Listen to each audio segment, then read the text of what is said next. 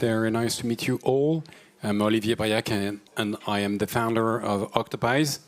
We are going to talk about synthetic data, and especially anonymous synthetic data, and namely about publication.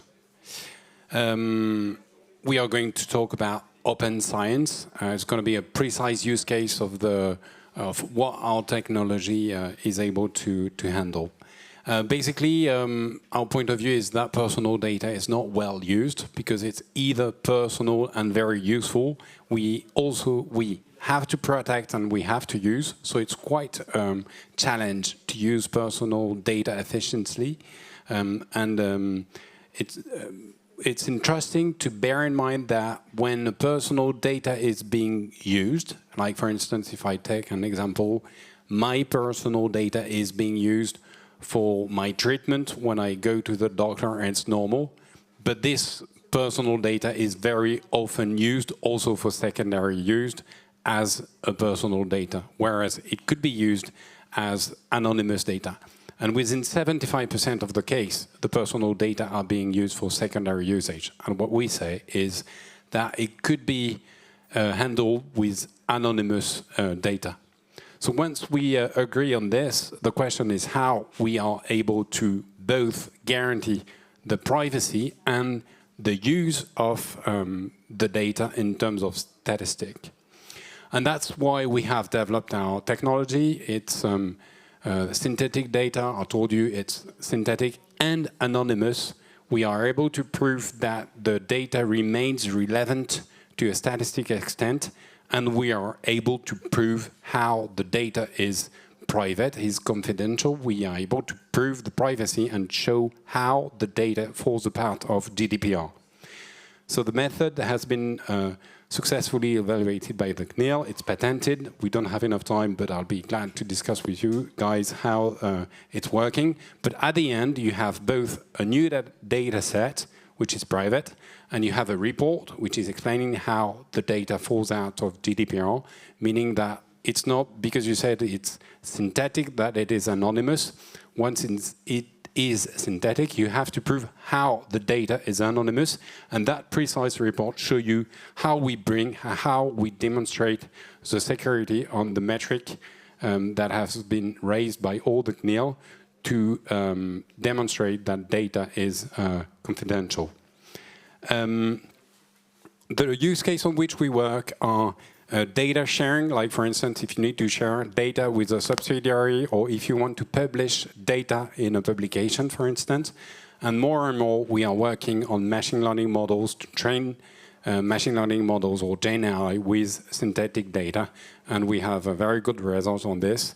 And what I wanted to focus on is an example of data sharing, namely when we talk about scientific publication and about open science.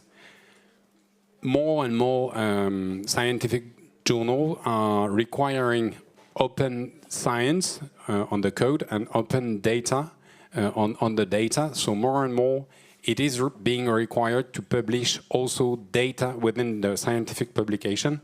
And here is how it works. We obviously do the original study on personal data. Our technology enables to anonymize this data. And what we can do is we can compare the analysis which has been done on the raw data and the anonymized data and show where the difference, even if they are very slight, we can show where the difference are. And then within the publication, we can show this analysis both on the original and the avatars, and then publish the articles, including data. And it's obviously very efficient. Here is an example you probably don't see, but it's an example of a publication which says, basically, well, sorry guys, we're not able to publish data because they are confidential. And here is an example of a publication which we made with Sherbrooke University in Canada, where they have been able to manage a publication and convince their ethics committee because they were able to publish data with our technology. So Scientific publication can be made with avatars. So it enables to be able to both publish the code on one side and include avatars in the publication. So in terms of ethic and transparency, it brings the scientific publication to a next level because it enables to be fully transparent, and we can make the conclusion or finally to test what has been said in the publication with the data. So you don't just have to trust, you can trust and check the publication. So here are a few examples of publications that have been done. One is with CHU de Nantes. There are many, and we, as I said, we can compare the analysis on the original data and on the avatars, and show that the signal is being kept. So here is the publication I was mentioning with Sherbrooke. You can check that publication and see that the publication has been made including avatars. Another publication which is including also avatars.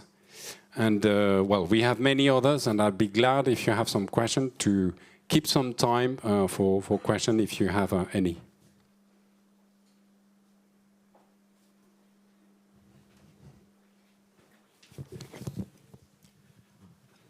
Thanks for your presentation. Just to be sure that I completely understood that you start from the original data, then you anonymize the data.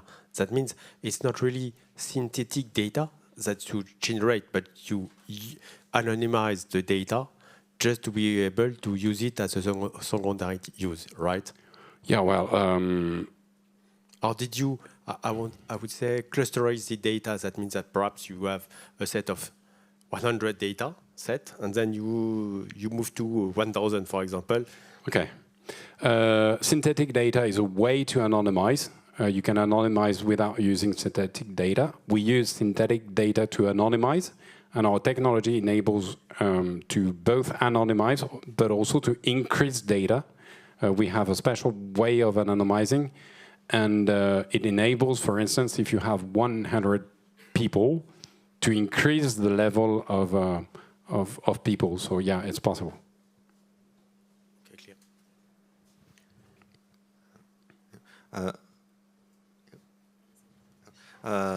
For example, we have radiology scan, and it has imaging data and metadata associated with it. As I understood, you not only erase the metadata, but you also like change the pixel values, just preserving the like noise levels, like distributions of camera, but we cannot like correlate like with data with original anymore, right? We anonymize structured data, meaning that we are able to anonymize metadata or data that are being structured out of the image, but we don't change the image. We don't anonymize image. We anonymize structured data, meaning that we are able to anonymize spreadsheet, for instance, or data that have been structured before. Like, for instance, if we have free text, we can anonymize this text as long as it has been structured before, and if we have the items that we want to extract the information from. So this is something that we can do with the person who has the expertise on data, and then once we have this structured information, we can generate an avatar of this database, and then it's quite easy once we have this to generate text out of the spreadsheet which has been anonymized. And with pretext, the images, they can be published afterwards or not? Well, we can ask. We have already done that with a PhD with Professor Badwal. And yes, we can link the anonymized data with the image. All right, thank you. You're welcome. You showed a couple of metrics. I was wondering if the anonymization process was based on these metrics, or if it was standardized? Or if it was? Standardized, you have the Yeah, same. okay, sorry. There is a standard. It has been defined by the CNIL in Europe.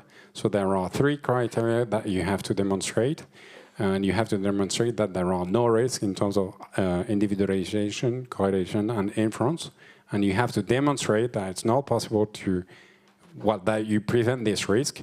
And basically, the objective is to not to be able to go the other way around. You can go from Tom to the anonymized data, but not the other way around. It has to be a one-way ticket.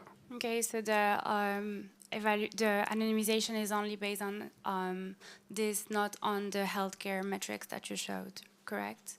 Yeah, no, that's analysis. Okay. And our point of view is that in a digital world, we really need trust to be able to use data and to innovate. Makes sense, thanks. Thank you. I'm very glad to carry on.